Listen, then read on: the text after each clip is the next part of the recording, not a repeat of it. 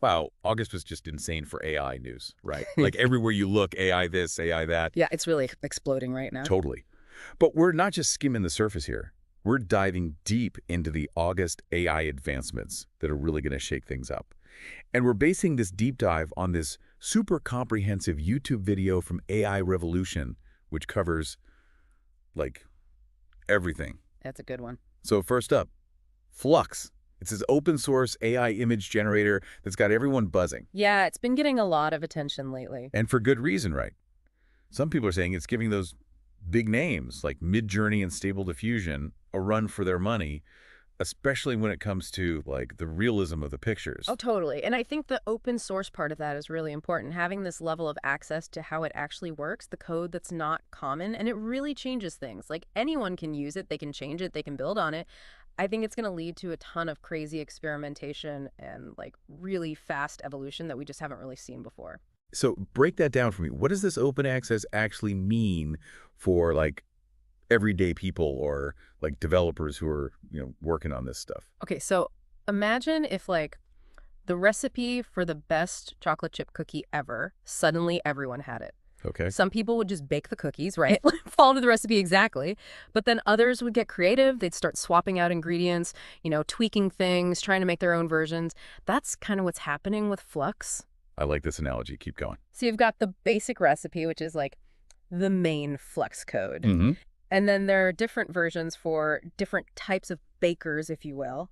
You've got Flux Pro, which is for the pros, the ones who need the absolute best quality. Those are your series bakers who only use the fancy ingredients. Okay, makes sense. Oh. What about for those of us who are just happy to have a decent cookie? Totally. For like the casual baker or someone just starting out, there's Flux Schnell, which is actually German for fast, which is cool. And it's designed to be super easy to use. And it'll even run on a basic computer. You don't need anything fancy. I was going to ask about that because I've heard about this thing called Pinocchio, something about a launcher. Yeah, exactly. That's what it is. Pinocchio basically makes using Flux way easier. Like even if you're not super techie, you can still use it. And then there's integration with platforms like Night Cafe, which lets you try different AI image generators like all together. And then there's Poe, which is really cool. Poe makes it like you're having a conversation with the AI as it's creating the images. It gamifies the whole thing. Yeah, exactly. So it's not even just about the tech itself. It's about making it accessible to everyone, which seems to be a big deal for Flux. Absolutely. And then you've got the whole LoRa thing, which I think you mentioned. Right, the LoRa fine-tuning script. I've seen what people are doing with it on Flux, and it's crazy. Yeah. The images are so real, it's almost creepy. Are we really at the point where AI can make images that are, like, hyper-realistic? I mean, it's definitely pushing boundaries, no question. But even with how good it's gotten, AI images aren't perfect. There are still some giveaways, little signs that it's not a real photo. You just got to know what to look for. Like what? Give me the telltale signs. Well, one of the biggest ones is text. AI still really struggles with text, especially if it's small. So next time you're looking at an image and thinking, is this AI? Zoom in on any text. If it looks a little weird, that's a sign. Huh. I never would have thought to look at the text. What else? Patterns and textures can be a giveaway too. AI images, sometimes they have this like unnatural smoothness, or the patterns repeat in a way that doesn't look quite right. And skin texture. AI's gotten really good at skin, but it can still look too perfect, if that makes sense. Right. Like, real skin has tiny flaws, and AI hasn't quite mastered that yet. So maybe hyper-realism is still a little ways off, but it sounds like we're getting close. Which is exciting, but also kind of scary. Yeah. When you think about it, right? Totally. This level of realism, it's a game changer. We're going to have to think long and hard about misinformation, deep fakes, all of that. Because if you can't even trust what you see. Exactly. But, while we're talking about not being able to believe our eyes, we should probably talk about the robots that are, about to walk right out of the lab and into our lives. Okay, you're talking about humanoid robots. August was huge for robots. It really was. And it's not just little incremental changes anymore. Companies are making big moves now. Everyone wants a piece of what's going to be a massive market. Billion-dollar market for sure. And speaking of big moves, can we talk about Figure AI and this Figure O2 robot? The hype is real. Rightfully so. Figure O2 is a major upgrade from their last one, Figure O1. And when you look at the two of them side by side, it's clear that Figure AI is done with just research. They're ready to put these things to work in the real world. So no more just messing around in the lab. They're for real now. Yeah, and they've like that upgraded the battery life so it can work longer. They made the design sleeker and more agile, and they're already working on integrating it into actual workflows. The partnership with BMW is huge. Yeah. They're testing Figure O 2 in a real factory. That's a big deal. Absolutely. It shows how far they've come and how quickly. Figure 1, it proved that a humanoid robot could actually be viable commercially. I think Figure 2 is going to prove them right. And it's not just about being in the factory, it's about doing the work, right? Yeah. What can Figure O 2 do that's so different? This thing is seriously dexterous. We're talking hands with 16 degrees of freedom. It can manipulate objects with like incredible precision, way beyond anything we've seen in robotics. Okay, I gotta ask, what does that actually look like, though? What Right. kind of tasks are we talking about? Think about anything that needs really fine motor skills. Yeah. Assembling small parts, handling delicate stuff, even simple maintenance tasks. These are all things that Figure 2 is designed to do. Wow. So they've got the dexterity down. But what about, like, awareness? Can it see where it's going, interact with the environment? Oh yeah, Figure 2 has this whole advanced vision system. It's got 6 cameras on board. 6. Yep, 6 cameras, and they all feed into a vision language model. Hmm. That means the robot can actually see and understand what's around it Right. in real time. Okay, so it can see, but can it, like, think? Can it process what it's seeing and actually use that information to move around and do things? That's where the AI comes in. Figure AI teamed up with OpenAI, the people who made ChatGPT, to give Figure 2 some serious brain power. It's got voice interaction powered by custom AI models, so you can literally talk to it and it understands. We're not talking about just following pre-programmed instructions anymore. This is like adaptive intelligence. This is starting to sound less like a robot and more like a coworker. That's the goal, right? And I think Okay. Figure 2 is a perfect example of how AI and robotics are starting to become the same thing. Wild. Okay, so Figure AI is making waves, but they're not alone, right? There's another company that's making headlines. Abot. Oh yeah, Abot's shaking things up. This Chinese startup has some really big plans to start mass producing these humanoid robots. And it's not just talk either. They've got this huge factory in Shanghai.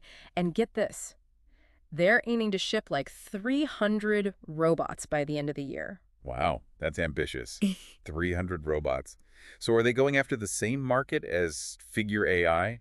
Industrial stuff? It seems like their main target is actually Tesla. Tesla? Yeah, like they want to take on Tesla's Optimus project. They keep saying their tech is as good, if not better than Optimus, and they're really banking on being able to like pump out these robots way faster and cheaper than Tesla can. So it's a robot showdown. Figure AI, Abot, with Tesla lurking in the background. This is getting juicy. Totally. And it just goes to show you this isn't just a US thing. China is right there in the mix. This race for like who controls the robot future, it's global. It's like a whole geopolitical thing. Totally. And Yeah. we can't forget about companies like Unitree Robotics. What are they up to? They're taking a different approach. They're all about affordability. Affordable robots. I know, right?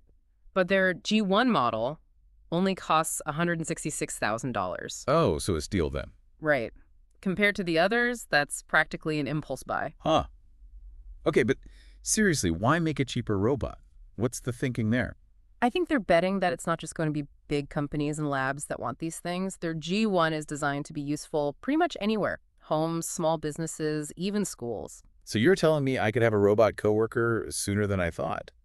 Okay, that's both cool and kind of freaking me out. What about this Astrobot S1 I keep hearing about? It's supposed to cook, right? That's the one from Stardust Intelligence. They're all about making robots that can do practical stuff at home or in research. Okay, but like how practical? What can it actually do? Think of it like a really, really advanced Alexa or Siri or something. Like it can do laundry, it can play music, it can even make a stir fry, all while like actually moving around your house and stuff. The Astrobot S1 is all about being adaptable, learning as it goes. Okay, hold on. We've gone from crazy, realistic AI pictures to robots that can cook and fold laundry. We're going to talk about flying cars next? Not quite, but what if I told you that a company has developed AI that can perform surgery? Wait, seriously? Like actual surgery on a person? I'm drawing the line there. No robot surgeons for me. I get it. It does sound pretty sci-fi, but it's real. It's a company called Perceptive, and they've created a robot dentist that has actually performed surgery autonomously on a real patient. First of all, robot dentist is not a phrase I ever thought I'd hear. Second of all, a live patient. Someone actually volunteered for this. Yep, a real person. And the surgery went fine. Now, it's still super early, and the FDA needs to approve it, which could take like 5 years. But still, this could totally change how we do dentistry. Okay, you've got my attention. How does it even work? And is it safe? So they combined a few different technologies, which is really cool. They use this 3D imaging thing called OCT optical coherence technology to get this super detailed 3D map of the patient's mouth. Mhm. It's way safer than x-rays because it doesn't use radiation. Okay, no radiation, that's a plus. Right. Then their AI looks at that scan and figures out exactly what needs to happen, what the best way to do the surgery is. And in this case, the robot put a crown on the patient's tooth. It only took 15 minutes. That usually takes 2 separate appointments that are like an hour each. Wow, 15 minutes versus 2 hours. I could see why people would go for that. Yeah. But I feel like a lot of people are still going to be a little freaked out by a robot dentist, even if it is faster and, radiation-free. Oh, totally. Public perception is a whole other thing. It'll be interesting to see how that plays out. Speaking of technology that might take some getting used to, we got to talk about this Project Strawberry. Ah, yes. OpenAI's super secret, potentially groundbreaking project, the one they've been very quiet about. The one and only. Yeah. What do we actually know about it, besides the fact that it used to be called QStar, which is kind of a whole other thing? Right. Even the name change is interesting. Some people think that they switched it from QStar because, even the people at OpenAI were getting a little nervous about how powerful it might be. Yeah. Okay, so what is it? What's all the secrecy about? Well, everything's a bit hush-hush. But the word on the street is that Project Strawberry is a major step towards what they call artificial general intelligence, or AGI for short. AGI. We're talking about AI that can actually think like a human. That's the idea, yeah. AGI is like the holy grail of AI research. It means you have an AI that can do more than just specific tasks. It can learn, it can understand, it can adapt to any intellectual challenge that a human can. So it could, write a novel, then compose a symphony, and then beat you at chess, all before dinner? In theory, yeah. And that's just the tip of the iceberg. We're talking about an entirely new level of AI capability here. That's both amazing and utterly terrifying. No wonder they're being so secretive. But they are running tests, right? Oh, yeah. And apparently it's acing them. Rumor has it that Project Strawberry scored over 90% on this crazy hard math benchmark. They've even shown it off to some bigwigs in the U.S. government, national security folks. Okay, so this isn't just some theoretical idea. They're actually building it. But what does it do, practically? Can it make me a sandwich while it's solving quantum physics problems? That part is still a mystery, unfortunately. OpenAI is playing their cards very close to their chest on this one, probably because they know how much of a game changer it could be. I can't say I blame them. It's definitely something to keep an eye on. Okay, so we've covered hyper-realistic AI images, robots that can basically do your chores, and a sneak peek into the secretive world of AGI. And we haven't even touched on Google's latest moves. Right.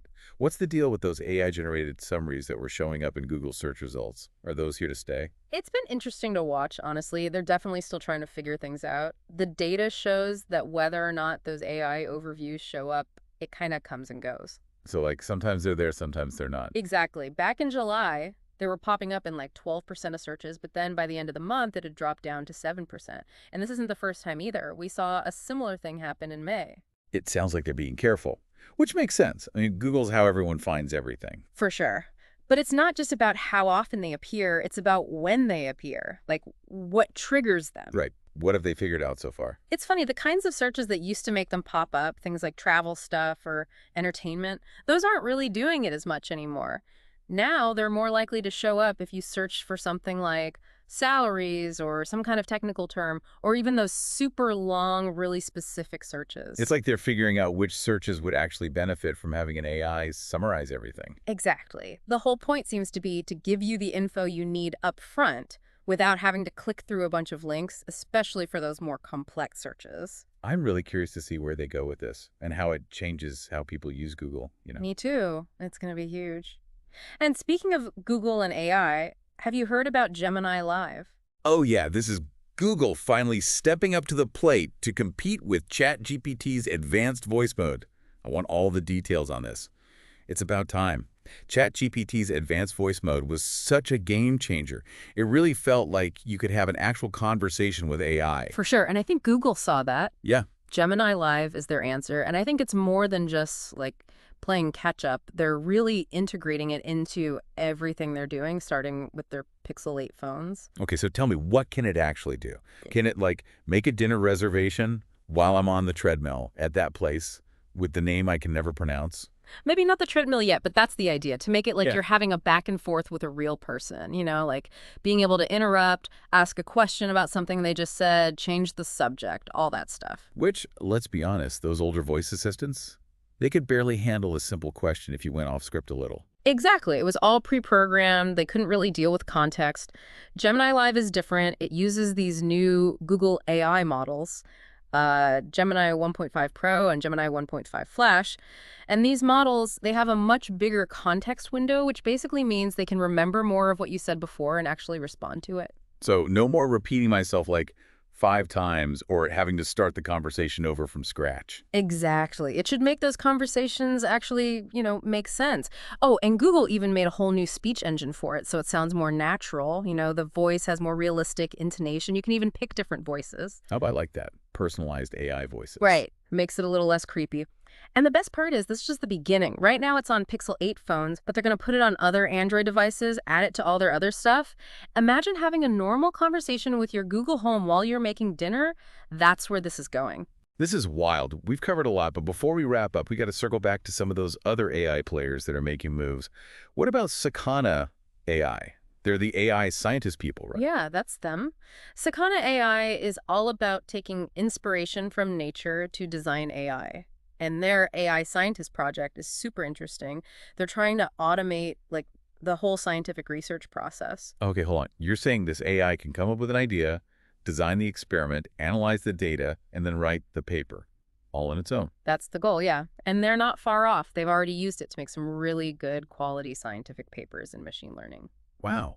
So how do those papers stack up against something written by, an actual human scientist? Are we talking like Nobel Prize-winning discoveries or... It's early days, so there are definitely some things they need to work on. Like sometimes the visuals in the papers aren't quite there and the analysis can be a little iffy, but still the potential is huge, especially when you consider, they say you can get a whole paper written for like $15.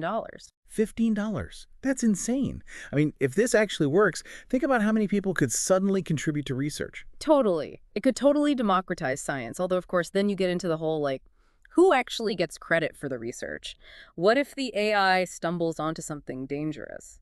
There are definitely some ethical questions there. For sure, a lot to think about. It seems like every time we turn around, there's some new, amazing advancement. But then you got to think about, like, okay, what are the downsides here? What could go wrong? No doubt. And August really felt like a perfect example of that, right? We had these groundbreaking moments, but then also some cautionary tales. We need to be having these conversations about ethics and safety, about how to build this stuff responsibly, or it's going to get away from us. I totally agree. It's exciting. It's scary. I don't even know. It's the future. It really is.